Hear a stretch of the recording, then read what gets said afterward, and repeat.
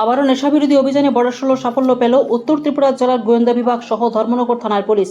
সূত্রের খবর, উত্তর জেলা পুলিশ সুপারে সাদা পোশাকে স্পেশাল টিমের কাছে গোপন সূত্রে খবর আসে যে ধর্মনগর মহকুমার ভাগ্যপুর গ্রাম পঞ্চায়েতের 5 নং ওয়ার্ডের বাসিন্দা বাবুল মিয়ার ছেলে Helal Uddin TR02C 7383 Pulsar bike করে হেলাল উদ্দিন ব্রাঞ্চ সুগার নিয়ে যাচ্ছিল। সেই খবরের ভিত্তিতে উত্তর জেলা পুলিশ সুপার ভানুপদ চক্রবর্তী সাদা পোশাকের স্পেশাল দল সংশ্লিষ্ট এলাকা ওত পেতে বসে থাকে।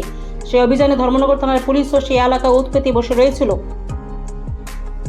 আজ সন্ধ্যা রাতে হেলাল উদ্দিন সহ ব্যক্তিকে আটক করে ধর্মনগর থানার পুলিশ এবং তার কাছে তল্লাশি চালিয়ে বাইকের সিটের নিচ থেকে সাবানের 2 কেস ব্রাউন সুগার উদ্ধার হয়।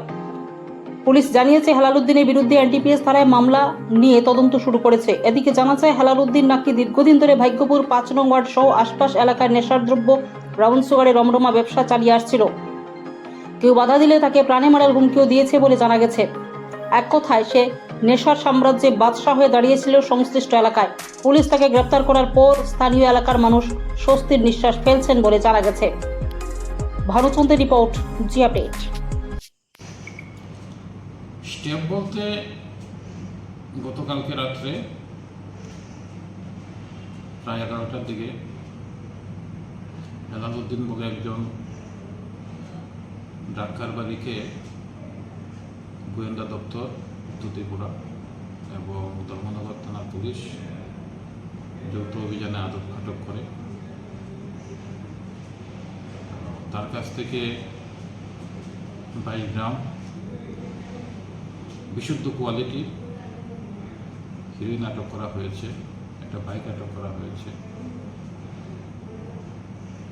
এলাকার মানুষ সন্তুষ্টি ব্যক্ত করেছে, অনেকেই ফোন করেছে।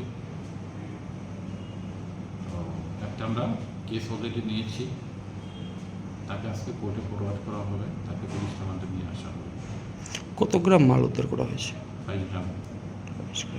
এর মূল্য কত হতে পারে, কালোবাজারি মূল্য? আসলে এটা পিউরিটির উপর নির্ভর করে।